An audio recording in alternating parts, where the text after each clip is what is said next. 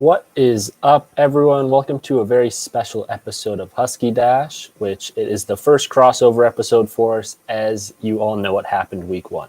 But getting back to the topic at hand, tonight on this episode, I am joined by Beaver Dash host Morgan Heffelfinger. How are you doing, my man? I'm doing good. Excited to be here on Husky Dash to get to talk about this upcoming game we got on Saturday. All right, well, getting into it tonight, we're going to be discussing all things UW versus OSU, touching on key matchups, the QB battle, and of course, ending with who we think is going to win. So getting right into the first topic, what are you looking at as kind of key matchups? Well, I would say that one of the biggest key matchups for, at least on the Oregon State side on Saturday, is going to be defense versus offense. And I know that sounds a little basic there because, obviously every football game is going to be offense versus defense. But one of the biggest things that OSU definitely struggles with in past seasons, and as we saw against WSU last week, was staying focused and playing a complete game on the defensive end. So I think the biggest matchup for OSU is going to be if they can bring it on defense. Yeah, I think that's going to be key. Oregon State kind of struggled, especially against the run game. And that's kind of something I looked at more specifically the Husky offensive line against the OSU kind of defensive line and linebackers. With UW, you've got a relative fresh quarterback, so they're going to want to get a run game going, similar to what Wazoo did against Oregon State, having their running back go for almost 150 yards. Do you think there's any chance that Oregon State D-line can hold up? It's going to be a tough one because, as you said, Washington State didn't even have Max Borghi, and the guy that they brought in rushed for it was 147 yards. So, if they can buckle down this week and really actually tie things together, I think that they could keep it under 100 yards, if not even at 100 yards. But that's where things start going downhill. If they do allow another running back to just run all over them, that opens up your pass game, and it's just not going to end well for the Beavers in that case. Yeah, I personally don't have much faith in the Oregon State D-line. I was looking at the depth charts, and I noticed that Oregon State's biggest D-lineman who's starting is only 290 pounds. That's not a very big D-line. The next biggest starter is 265, I believe. They're going up against a UW O-line. Their average weight is 323 pounds. They've got a 350-pound guard. They've got some big boys on that O-line, and I'm thinking that they're probably going to push Oregon State's D-line back. And I'm projecting for Richard Newton, Sean McGrew, and maybe even Kamari Pleasant, who the coaches have really liked for the Huskies, to have big running game and kind of control the whole tempo of this Oregon State UW game. Something else, though, that I was looking at for a matchup that I think is just, again, kind of a running game, only this time looking at it with Oregon State's Jamar Jefferson. He was kind of your whole offense last week, wouldn't you say?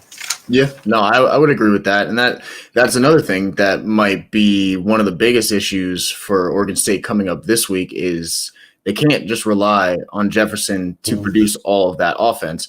And one of the things that Gus and I talked about on Beaver Dash before we even played WSU was that the pass game and the run game have to be in sync. And against WSU, it was, like you said, it was pretty clear that Jamar Jefferson was carrying the majority of the load on his shoulders and not really allowing Jebbia or any of our other skill players to really open up the field and throw the ball. So this week, it's kind of going to have to be the same thing. If Oregon State can't get it going with the run game and the pass game at the same time, especially against a better team against the run, I don't think that he's going to have as big of a game. But that's another thing I had as a key matchup here is that if he can get it going, I do believe that Jamar Jefferson is going to be an issue for UW. But it's all about if we can get the passing game going and then allow the running game to kind of just come into itself. But we're going to have to see. Yeah. Do you feel that Jamar Jefferson, that week one performance, he could do every week? I was looking at his stats and I was a little confused. Last year he had 680 yards on 140 carries and 8 touchdowns. But as a freshman, he went off. He had nearly 1,400 yards and 12 touchdowns. Is he going to be another freshman year for him, do you feel, or last year? Yeah, I think it's going to be another year like his freshman year. Well, last year the problem with him was that he couldn't really stay healthy, and he was out for a few of those games, or just didn't show up into some of those big games. But this year, I mean, after that week 1 performance, it's kind of clear that he's going to be the star running back on this team and going to have to carry the load of the running game. And I think he can handle that pressure. I think he can really handle that pressure game in and game out. But it comes down to that offensive line. And if that offensive line can help him out and allow him to actually get those yards instead of, him having to do it all himself, because that's just going to wear him down. And then by the end of the season, he's not going to have any gas left in the tank. Yeah. So we got a question from Gus, your co-host. Does OSU have a better chance to win given it's UW's first game? I'll give my opinion first, then you can take what you think. And I kind of talked about this before. I think that's one of OSU's best shots at pulling the upset if UW comes out slow. I talked about in the Husky Dash episode this week, cobwebs with kind of UCLA had just cobwebs they had to brush out going up against Colorado. I mean, they were down 35-7. USC really started slow against ASU. So if UW starts slow, then, I mean, really anything could happen, I guess. What do you think? Yeah, I mean, and that's one of the big things that I had, and we'll talk about that when we get to the QB situation, as you mentioned. If they come out slow, Oregon State's going to have to capitalize. Oregon State already has 1 game under the belt, and even though it was a loss, a game is a game, and having a little bit of game experience, especially coming into a shortened, very chaotic season like we're playing this year, I think if they can come out and, give UW a little smack in the face, it might rattle them a bit, and that would be, their best opportunity to really win that game and to take control early on. Getting into kind of some more matchups, how do you feel Oregon State's wide receivers are going to be able to get open against arguably UW's best part of their defense, best part of their team, with some of these defensive backs like Elijah Molden, who was first team All Pac-12 preseason. Trent McDuffie, last year he was second team All-American freshman. I mean, UW's strength is clearly their defense, and it's clearly their secondary. I mean, what are Oregon's wide receivers really? Well, one of the biggest things that we harped on at Beaver Dash this year was that we had 2 transfers who, one, Trayshawn Harrison, came from FSU in the ACC, and one of the Huskies wide receivers transferred, Trey Lowe. I don't know if you remember him. He transferred to OSU, but both of them didn't get their waivers cleared, so they can't play this season. So now we're left with kind of a staggered, beat-up wide receiver core because we were all planning on having those 2 transfers come in and really dominate the load of that pass game. But I mean, Trevin Bradford had a pretty good game against WSU. He had 1 touchdown and he had about 7 receptions. So I mean, it's going to be tough. And like you said, you have a really good defense, a really good secondary. I think it's just going to be up to if Jebbia can really pick his spots and actually advance the ball. It's not going to be easy. They're just going to have to take what they can get, especially against a really good defense like UW's. Well, talking about Jebbia, you ready to get into that QB, or you want to talk about any more matchups? Yeah. Let's get into the QB matchup. All right. So what right off the bat, who are you picking? Who do you think's got the better QB? I know it's tough to pick. I mean, UW, who knows? Yeah. Who are you feeling? Well, like you said, we don't really know who UW's starting quarterback is going to be, and like we talked before the show, we're not going to know until right before the game. But I mean, same thing with the question that Gus asked. Jebbia's got a game under his belt. I think that first game was a good way to really shake off his own cobwebs, shake off those nerves, and actually, get into the groove of things. And especially for him, because that was his first true start as the Oregon State quarterback. He's been in the offense for 2 years now, and he was behind Jake Luton last year. So, I mean, he's got experience. He's got that first game under his belt. And I think that he has the slight advantage when it comes to being prepared. But skill-wise, I don't really know because we don't really know who's going to be out there for UW. So I would give it to Jebbia just because he already has a game under his belt and he's already been there and ready to play. Yeah, this is actually a spot where I'm agreeing with you. Pretty much the same reasons. I mean, you've got Jebbia for Oregon State, who this is his second start this year, and he actually started against Oregon last year, didn't he, to end the game? or end the season? Yeah, it was. I'm pretty sure Jake Luton started and then got hurt pretty early on, and then they threw Jebby in there, and he had a pretty good game against a pretty good Oregon team there.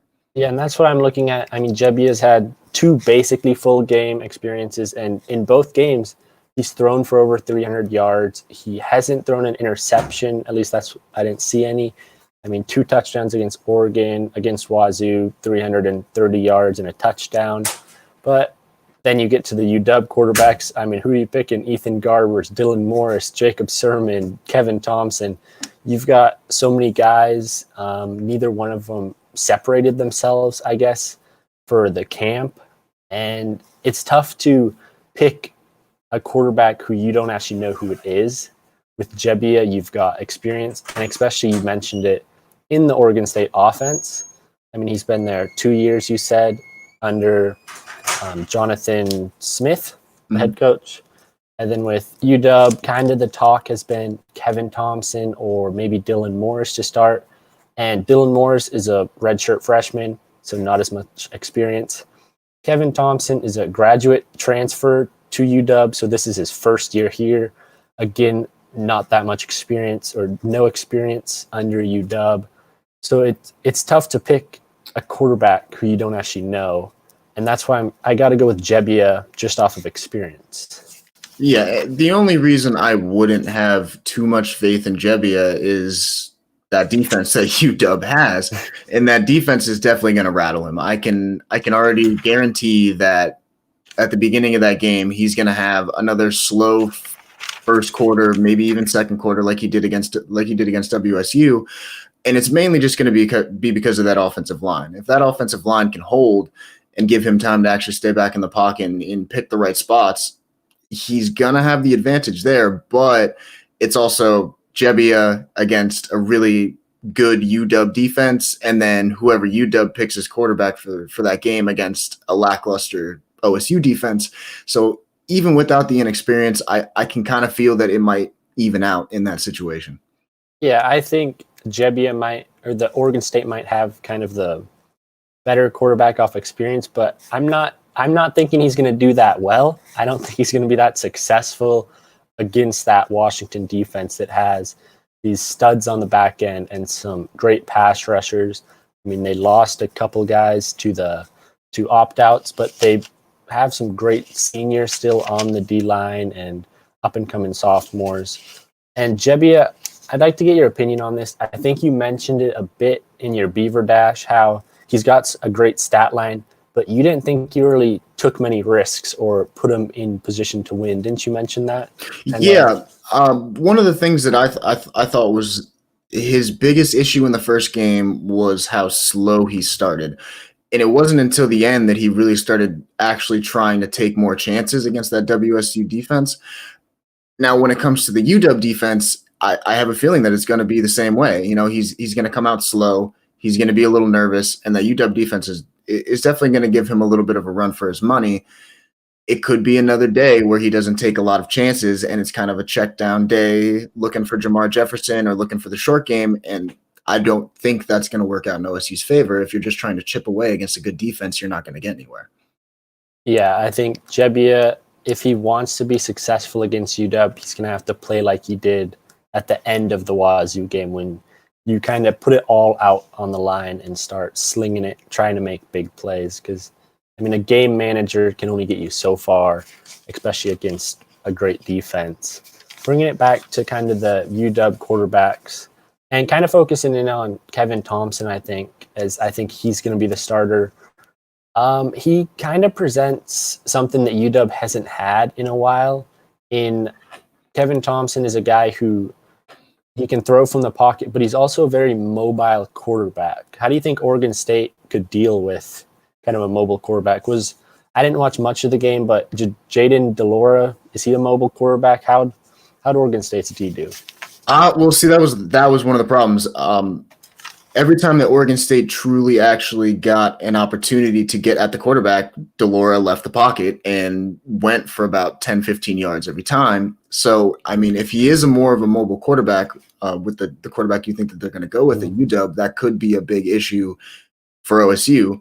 But it was also one of those things where Hamilcar is supposed to be one of the best defenders in all of college football at this point, and he didn't really show up at all. As in Beaver Dash, me and Gus mentioned, he pretty much went ghost for the whole game and had no impact on that game. So if he can show up in this UW game, I think that he might be one of the biggest contributors to keeping, a quarterback from actually having a lot of rushing yards against us, because, he's a quick, athletic, knowledgeable guy. But when he doesn't show up for games, it kind of puts that defense at a loss. So it kind of depends on if our best defender can actually show up and play in that game. Yeah, for sure. The defenses are going to be key to slowing down whichever quarterback I feel.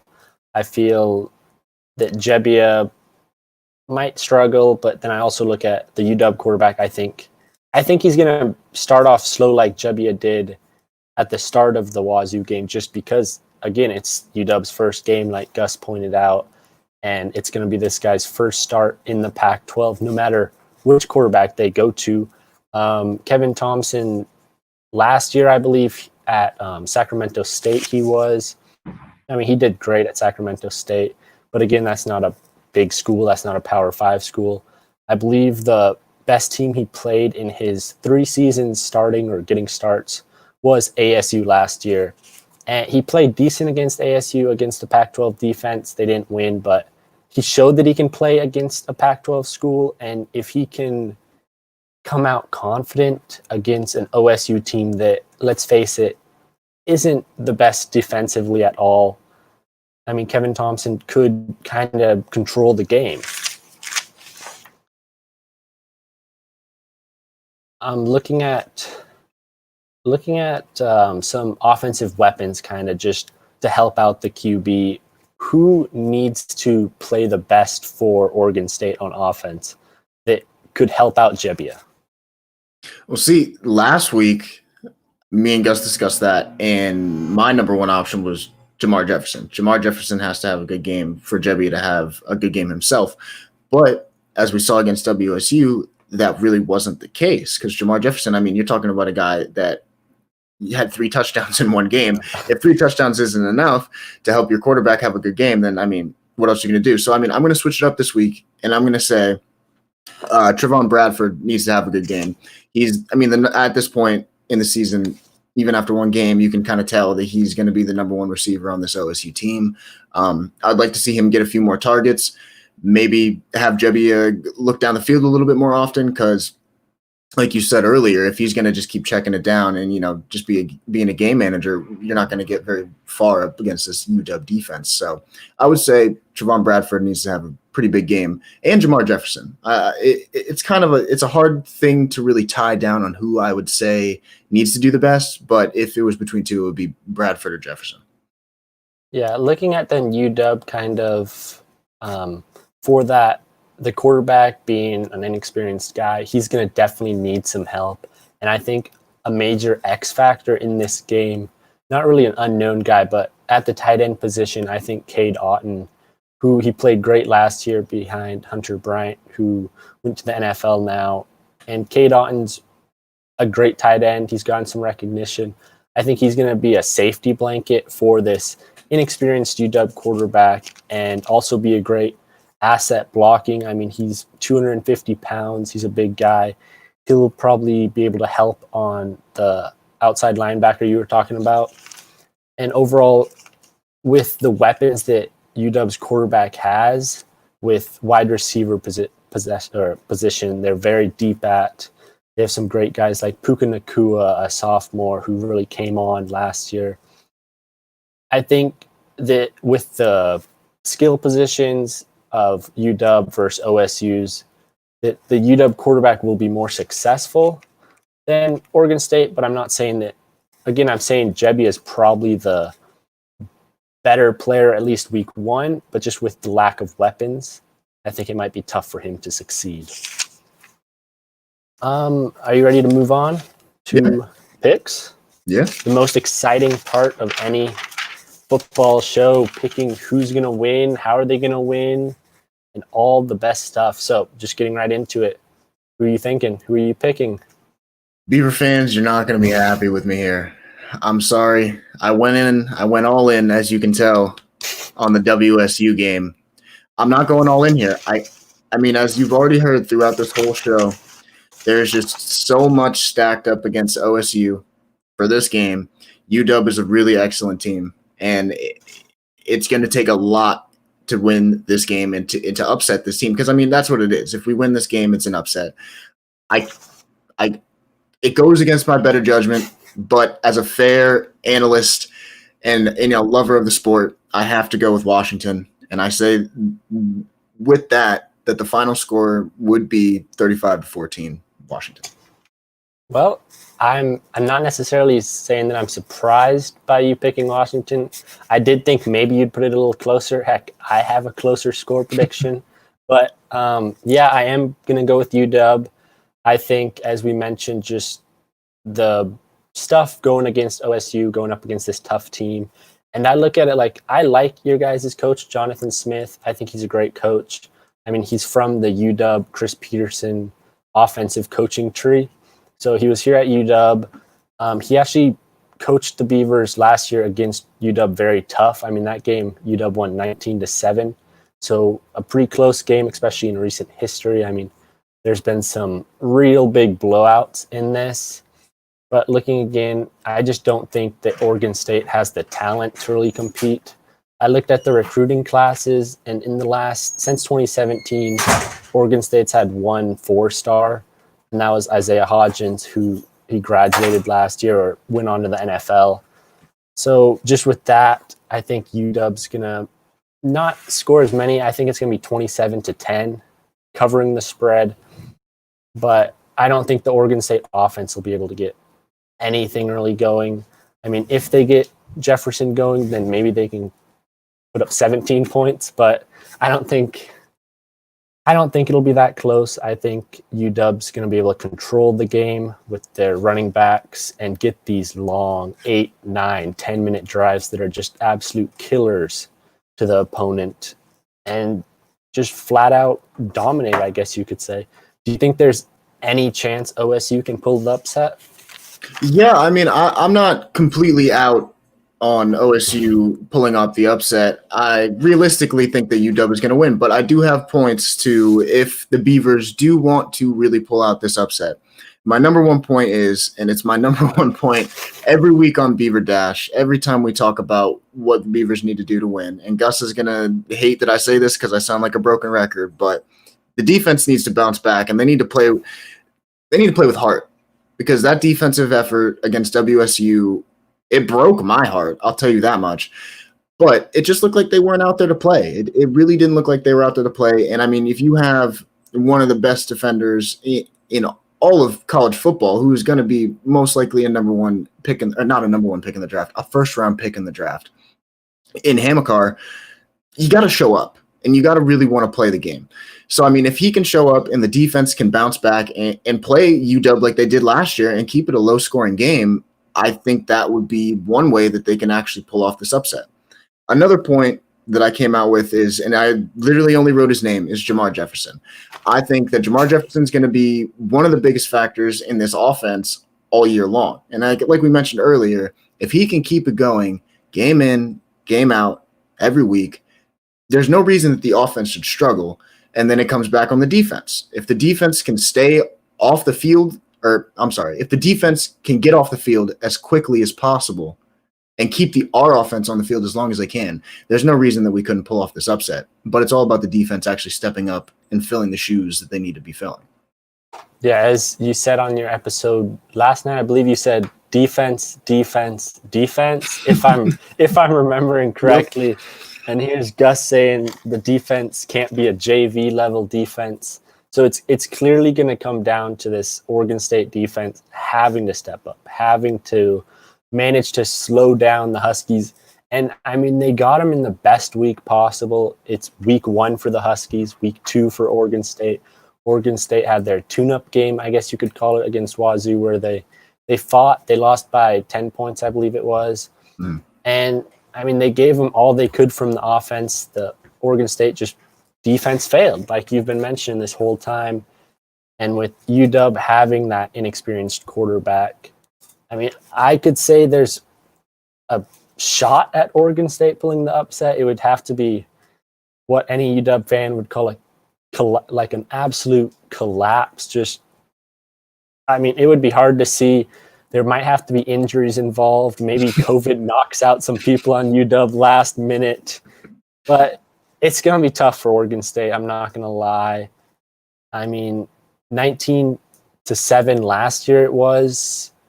I mean, it could be close like that. And if they can keep it close, I guess you've always got a shot. But they're just going to have to prevent those big plays. And it comes back to that defense. Mm-hmm. Yeah, and one of the biggest things I think that the reason that last year's game was so close of a game was just because Jonathan Smith, being in that system up at UW for so long, hopefully he comes out with another scheme that's going to be just like last year, where he can slow down that UW offense and pick apart the UW defense. But like I said, it's going to be a tough task for this OSU team to really pull it off. But I mean, like every Beaver fan has every year, we all got hope. So, I mean, we can all sit and pray and hope that it goes well.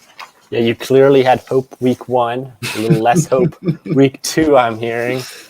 Just getting back, I saw a stat that Oregon State in the last 6 years have scored the least amount of points against UW. They've scored in the last 6 years combined 74 points. The next lowest was 82, which was the team that just beat Oregon State. So it's going to be tough for Oregon State, like we've been saying. The coach is your best shot, really. I mean, Jonathan Smith, he knows the Huskies. He knows the defense. He's watched a lot of film. He's watched some of these guys, I believe, in practice, probably, because how long has he been at Oregon State? This will be his 3rd full year. Okay, so he knows some of these guys on UW. The one thing that's going up against him, though, is UW's actually got a new offense with John Donovan, and I think it's going to be very similar, though. And yeah, it could be a long night for Beaver fans, and Beaver fans know all too well about those painful losses, as you talked to me about before the show. Well, I think that about does it. Do you have anything else? No, it was a good show. Yeah. All right. So I'd like to thank you, Morgan, for coming on and talking about this game. And hopefully it's going down tomorrow night. Don't want to jinx anything last minute. And so if you'd like to see more of Husky Dash with me and Joseph Claypool, or if you'd like to see more of Morgan and his co-host Gus on Beaver Dash, then make sure to follow us at Dash Sports TV on Twitter, Facebook, Instagram, and TikTok. And make sure to follow our partner, Sports Pack 12, where you can find columns written by members of the Dash Sports family. Thank you for joining us. Have a good rest of your night, and make sure to tune into the